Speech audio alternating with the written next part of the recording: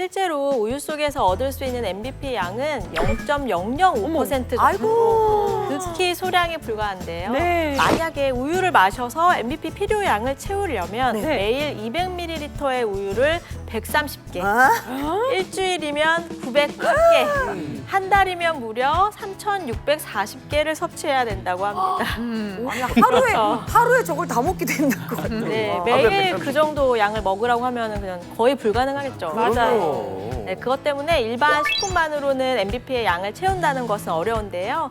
다행스럽게도 MBP는 적은 양으로도 우리 몸에 도움을 줄 수 있는 생리활성 물질이기 때문에 식약처가 권장하는 하루 섭취량인 40mg만으로도 뼈를 튼튼하게 하는데 도움을 줄 수 있는 겁니다. 아니 근데 MBP는 어떻게 이렇게 적은 양으로도 뼈 건강에 도움을 줄 수 있는 거예요? 네, 그 이유는요. MBP가 우리 몸속 뼈 세포의 균형을 조절하는 데 도움을 주기 때문입니다. 자, 우리의 몸은 뼈를 형성하는 세포와 뼈를 파괴하는 세포가 서로 균형을 이루면서 일정한 주기를 통해서 뼈를 만들고 부수기를 반복하면서 새로운 뼈를 만들어내는데요. 네. 자, 이때 노화나 잘못된 습관으로 뼈를 파괴하는 세포의 세력이 강해지게 되면서 두 세포의 균형이 깨지게 되면 우리의 뼈는 점점 구멍이 나고 약해지게 됩니다. 자, 이때 MBP는 뼈 형성 세포의 활성은 높이고 뼈 파괴 세포의 활성을 억제시켜서 세포의 균형을 조절하는 데 도움을 주는 역할을 하게 됩니다. 네, 간단한 실험을 통해서 MBP가 뼈 건강에 어떻게 도움이 되는지 설명해 드리려고 하는데요. 보시면 뼈의 단면을 표현한 겁니다. 네. 뼈를 파괴하는 세포의 힘이 세지면서 뼈에 구멍이 생기고 결국 골다공증이 발생한 걸 볼 수가 있죠.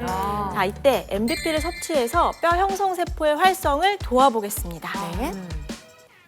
이야. 와. 보시는 것처럼 MBP는 뼈를 파괴하는 세포는 억제하고 뼈를 형성하는 세포는 활성화해서 뼈 세포의 균형을 도와 뼈를 재생하는 데 도움을 줄 수 있는데요. 사진을 보면 MBP의 농도가 높을수록 뼈 파괴 세포의 활성을 억제해서 정상과 유사한 수준으로 변화한 것을 확인할 수 있었다고 합니다. 네. 또 다른 실험에서는 골다공증으로 뼈에 구멍이 생긴 토끼에게 MBP를 투여하고 네. 48시간 동안 지켜본 결과 이 뼈 세포 간의 gun형을 조절해서 뼈에 난 구멍의 크기와 개수가 모두 줄어든 것을 확인한 연구가 있었다고 합니다. 네, 저는요, 그동안 이 뼈 건강하면은 칼슘 영양제를 가장 많이 떠올리잖아요. 네. 그래서 저도 운동도 많이 좋아하고 해서 이 칼슘 영양제, 전 필히 챙겨요. 그리고 우유에도 칼슘이 많다고 들어서 우유도 많이 먹고, 근데 이 뼈 건강에 좋은 걸로도 많은 분들도 알고 계시잖아요. 네. 근데 이 MBP 대신에 이 칼슘 섭취하는 거,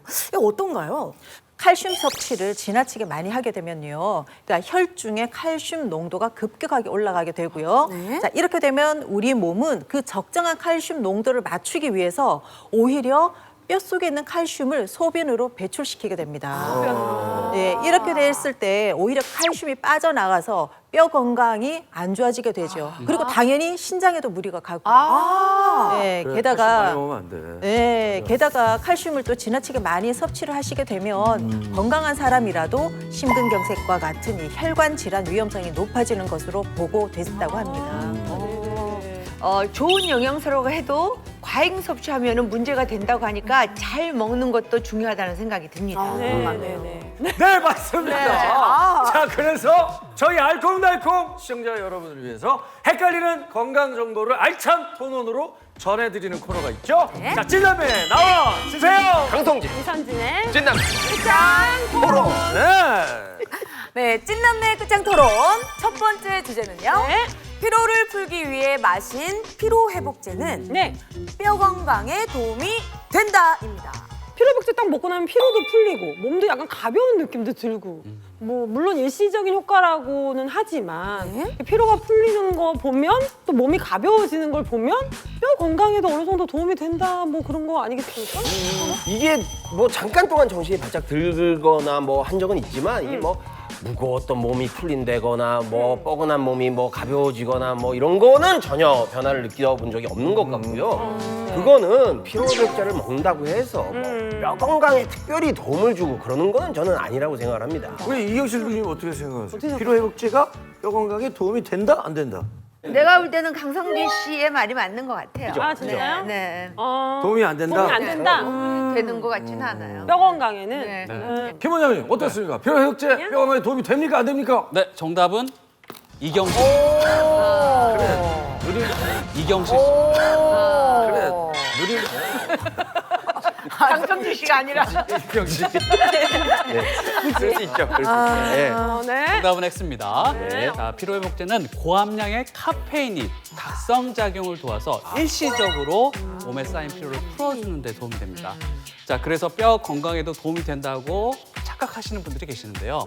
그러나 카페인을 다량 장시간 복용할 경우 오히려 골다공증의 위험을 높일 위험이 있습니다.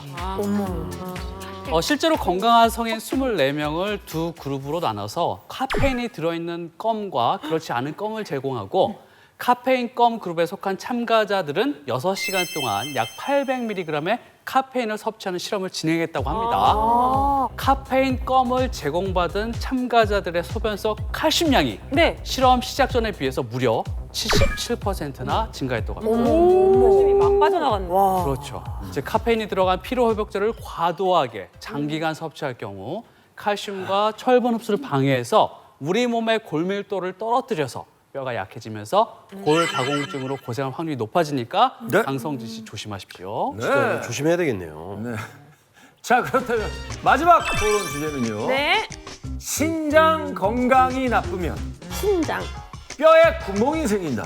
신장은 일단 우리 몸에 있는 노폐물을 배출하는 장기로 저는 알고 있는데 제대로 배출이 안 된다면 몸이 붓고 또 노폐물이 쌓이고 그럼 혈관에 문제가 생기고 이렇게 여러 가지 혈관에 문제가 생긴다? 여러 가지 뼈가 문제가 아니고? 생길 수는 있지만 뼈에 구멍이 생기는 건 아닌 것 같은데요? 통풍 아시죠? 통풍. 통풍 알죠? 예. 이게 통풍이 뭐냐면 혈액의 요산 수치가 높아지면서 관절에 염증이 생기고요. 근데 엄청난 통증을 유발하게 되거든요. 근데 이게 관절에 엄청난 통증이 생기는 통풍이 계속이 되면 신장 기능까지 떨어진다고 저는 네. 네. 그렇다면 네. 신장이 나빠질 수 있을 때도 이 반대의 경우가 발생할 수 있지 않을까. 아니 오늘 이경실 씨가 나오셔서 그런지 우리 강성진 씨가 급 똑똑해졌어요. 맞습니다. 급 똑똑해졌어요. 오, 강성진의 새로운 모습이야. 비타민 D는요 칼슘 흡수를 돕는 역할을 하는데 이 비타민 D가 제 역할을 할 수 있게 돕는 게 바로 신장이거든요. 그러니까 신장은 비타민 D를 활성화시켜서 칼슘이 뼈에 잘 흡수되도록 돕는 아주 중요한 역할을 담당을 합니다. 때문에 만약 신장이 약해져서 제 역할을 하지 못하게 되면 비타민 D가 활성화되지 못하게 되고 당연히 칼슘이 뼈에 흡수되는 게 어려워져서 뼈가 약해지게 되겠죠. 네. 또 한 가지 중요한 게 있습니다. 이 뼈가 튼튼하기 위해서는 칼슘을 챙겨야 된다고 생각하시지만 칼슘은 뼈를 구성하는 일부 성분 중에 하나일 뿐입니다. 진짜로 뼈를 단단하게 강화하기 위해서는 칼슘 외에도 마그네슘, 인, 콜라겐 등의 뼈를 구성하는 다양한 성분을 잘 채워 넣어야 하는 거죠. 네, 이때 건강한 뼈를 만들기 위해서 두 가지 조건이 있습니다. 두 가지. 그러니까 첫 번째는요, 뼈가 빈틈없이 잘 채워졌는지 알 수 있는 골양, 양이죠. 예. 그리고 이제 두 번째는 얼마나 질 좋은 뼈로 채워졌는지 알 수 있는 골질, 질입니다. 양과 질. 자, 제가 이해하기 쉽게 실험을 통해서 설명드릴게요. 자, 보시면 두 개의 뼈의 상태라고 가정해 보겠습니다. 네. 겉으로 보기에는 두 개 모두 별 큰 차이 없이 그냥 단단해 보이죠? 네. 자, 뼈가 빈틈없이 다 채워져 있기 때문에 일단 골밀도는 높은 상태입니다. 네네네. 하지만 두 뼈의 골 강도를 살펴보겠습니다. 골 강도. 오, 단단해요. 간단해. 아이고! 그렇지. 아이고, 예. 너무 힘이 하나도 없다. 예. 자, 이렇게 골 밀도만 채운 뼈는 완전히 부서졌지만 골 밀도와 골 강도를 모두 강화한 뼈는 형태가 튼튼하게 유지된 걸 볼 수 있는데요. 네네. 결국 뼈를 정말 튼튼하게 강화하기 위해서는 골 밀도와 골 강도, 양과 질 모두를 기억하셔야 합니다.